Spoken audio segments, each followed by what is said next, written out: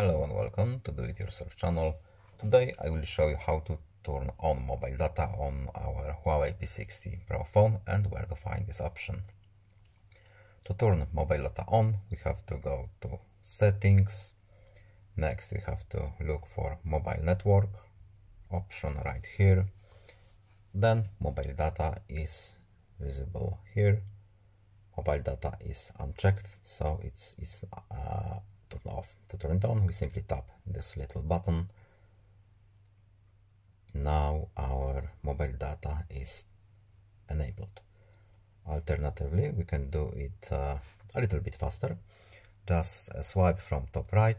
Here we have our shortcuts menu and mobile data is right here. To turn it on, just simply tap it once and now our mobile data is active and we can connect to the internet using our mobile data and a SIM card. And that's all. Thank you for watching. I hope this video was helpful to you. Leave a like and subscribe. Have a nice day and see you in the next video. Goodbye.